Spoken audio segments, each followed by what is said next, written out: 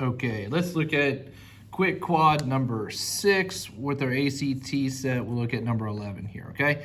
So number 1, when x is 3, y is 5, how much does the value of that expression exceed the value of our other expression? So they gave us numerical values for our variables, so it looks like we need to substitute these values of 3 and 5 into our two different expressions and find out the difference in the values of those. Okay, so here we go. So the biggest thing to remember with substitution, or when we are evaluating, is we need to remember to use our parentheses. Now, it doesn't seem to be a lot of negatives with this. We're substituting in two positive values. So parentheses isn't as big of an issue, but you really just should be in the habit of using them anyway. All right, so now from here, we can go ahead and simplify them. You can just go ahead word for word and put them in your calculator, or I don't think this is too bad of mental math. 3 squared is 9, 9 times 3 is 27, minus 2 times 5 is 10. The difference of 27 and 10 is 17. Same situation here, 3 squared is 9, 9 times 2 is 18. 3 times 5 is 15, which is the difference of 3. Now remember, it asks how much does the value of this expression exceed this value? Well, this simplified to be 17, and this guy is simplified to be 3. 17 minus 3 takes us to a value of 14 there. All right, number 2, in a quadrilateral, PQRS, sides PS and QR are parallel. For what value of X? All right, so it gave us two angle measures. We need this guy right here. It told you that these two sides are parallel, right? So what I'm going to do is I'm going to go ahead and extend this so you can see the straight line a little bit more.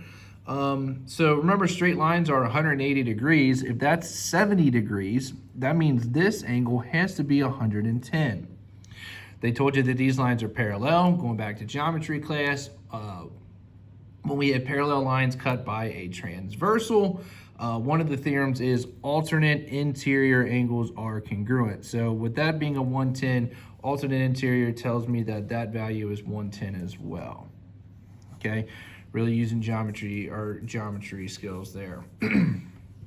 Number 3, the length in inches of a box is 3 inches less than twice its width in inches. Which of the following gives the length L in inches in terms of the width? All right, so basically this setup of the length of a box, it wants us to write an equation in terms of L. We can almost write this word for word. It says length is, okay? So L, we'll just let that, or length, we'll just let that be L. It says is a good indication of equals, right? You're equal to 3 inches less. So if you're less than something, you're taking it away. Excuse me. So whatever is going on, we're taking 3 away. Well, what are we taking 3 away from?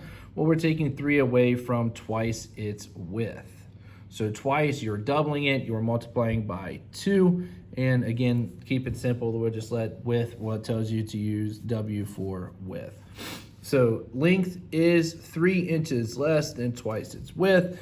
And it looks like that tells me that we're dealing with, it's careful. Very similar, we have addition. Don't make that mistake. Don't do all the hard work just to answer it incorrectly. Looks like we're dealing with K. And lastly here, the lead of a screw is the distance that the screw advances in a straight line when the screw is turned 1 complete turn.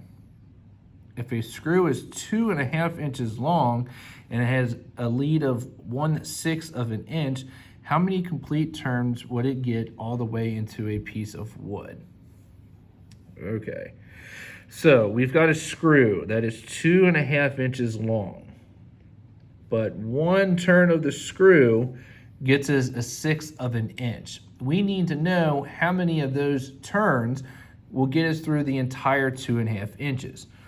So basically, it's a division problem. How many of these 1/6 of an inch go into that 2.5 inches? So we have 2.5 inches divided by A sixth of an inch, right? We want to know how many of these sixths of an inch go into that 2.5.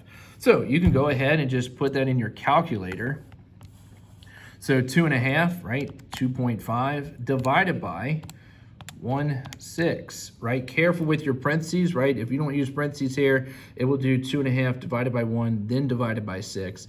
We don't want that. We want 2.5 divided by the 1/6 together. So we need to put that in our parentheses, and we hit enter just to show you. Let's see if this one changes for us. Right? So it did a 2.5 divided by 1, then it divided by 6. Okay, so really pay attention to see, how much parentheses really do matter. We want this guy, we want the whole 1/6 being divided together, and it told us 15. Or if you wanted to do it by hand, I'm going to convert this to an improper. 2 times 2 is 4, so we have 5 halves. Keep, change, flip. Remember from middle school, we can multiply across. 6 times 5 is 30 over 2. Simplifies out to be 15. So however you want to think about it, shorthand, think about your calculator, or multiplying, dividing fractions there.